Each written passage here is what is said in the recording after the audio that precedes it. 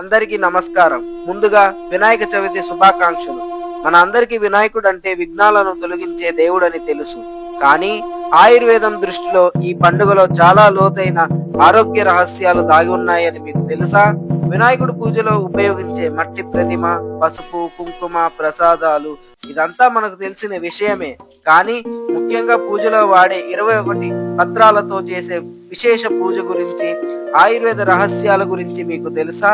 ఈ రోజు మనం తెలుసుకుందాం వినాయక చవితికి ఆయుర్వేదంలో ఉన్న అనుబంధాన్ని.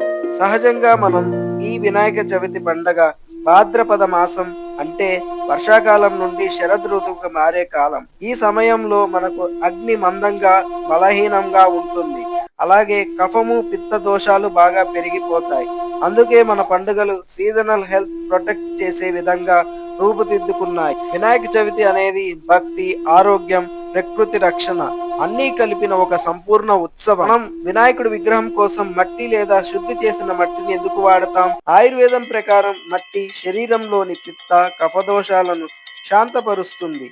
అందుకే ఎకో ఫ్రెండ్లీ క్లే లేదా మట్టితో తయారు చేసిన ప్రతిమను ఉపయోగించడం వల్ల ఆరోగ్యానికి, పర్యావరణానికి మేలు చేస్తుంది. మరి విగ్రహంపై వేసే పసుపు, కుంకుమలు ఎందుకు వేస్తాం? పసుపు అంటే ఒక శక్తివంతమైన యాంటీసెప్టిక్ మరియు కఫహర ద్రవ్యం. ఇది మనకు ఇమ్యూనిటీని కూడా పెంచుతుంది.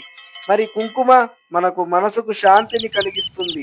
సో మట్టి విగ్రహం ప్రకృతి సమతుల్యతకు సంకేతం. పూజలో మాత్రమే కాకుండా ప్రతిరోజు జీవితానికి రక్షణ కవచం లాంటివి. వినాయకుడి రూపం చూసినట్లయితే మనకి అది కూడా ఒక ఆరోగ్య సూచికలాగా ఉంటుంది. ఉదాహరణకి పెద్ద తల మనకు జ్ఞానాన్ని సూచిస్తుంది. అలాగే చిన్న కళ్ళు కాన్సంట్రేషన్ ని సూచిస్తాయి. పెద్ద చెవులు శ్రద్ధ మరియు పొట్ట డైజెషన్ కి సంకేతం. అలాగే ఎలుక వాహనం ఇంద్రియ నియంత్రణకు ఉపయోగపడుతుంది. ఇది అన్ని శరీర మనసుకు సమతుల్యతకు సంకేతాలు. ఇప్పుడు మనం పూజలో వాడే 21 పత్రి ప్రతి ఒక్కటి ఒక ఔషధం.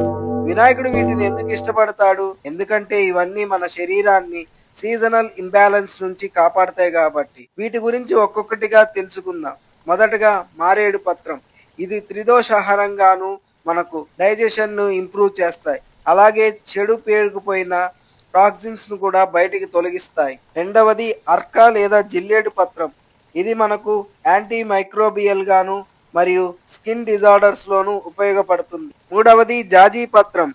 ఇది మన శరీరం, మనసు రెండు కామ్ చేస్తుంది. అలాగే మనకు స్ట్రెస్ ను కూడా తగ్గిస్తుంది. నాలుగవది దతుర లేదా ఉమ్మెత్త పత్రం. ఇది మన శ్వాసకోశ సంబంధిత వ్యాధులను తగ్గిస్తుంది. అలాగే కఫదోషం వల్ల పెరిగిపోయిన చెడునంతా క్లియర్ చేస్తుంది. ఐదవది కరవీర పత్రం. ఇది మన పరిసరాలను శుభ్రపరుస్తుంది. అలాగే దోమలు మరియు ఇతర కీటకాల నుంచి కాపాడుతుంది. ఆరవది దుర్వాపత్రం లేదా గడ్డి. ఇది మనకు నేచురల్ కూలెంట్ గా పనిచేస్తుంది. అలాగే బ్లీడింగ్ డిజార్డర్స్ ను తగ్గిస్తుంది. అలాగే శరీరంలోని పిత్త దోషాన్ని సమతుల్యంలో తీసుకొస్తుంది. ఏడవది తులసి పత్రం.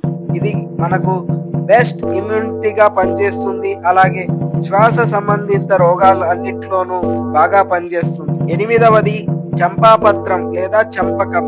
ఇది మనకు మంచి సుగంధ ద్రవ్యంగా పనిచేస్తుంది. అలాగే నరాలను శాంతపరుస్తుంది. తొమ్మిదవది దేవదారు పత్రం. ఇది మనకు నొప్పులను, వాతాన్ని తగ్గిస్తుంది. పదవది బదరీ పత్రం లేదా రేగు. ఇది మనకు రక్తహీనతను తగ్గిస్తుంది. అలాగే రక్తంలో ఉన్న చెడును ప్యూరిఫై చేస్తుంది. తర్వాత అపామార్గ పత్రం లేదా ఉత్తరేణి.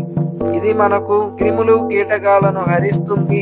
అలాగే డీటాక్సిఫికేషన్ గా పనిచేస్తుంది. తర్వాత కదంబ పత్రం. ఇది మనకు కూలెంట్ లాగా పనిచేస్తుంది. అలాగే ఫెర్టిలిటీని కూడా పెంచుతుంది. తర్వాత వట లేదా రావి వృక్షం.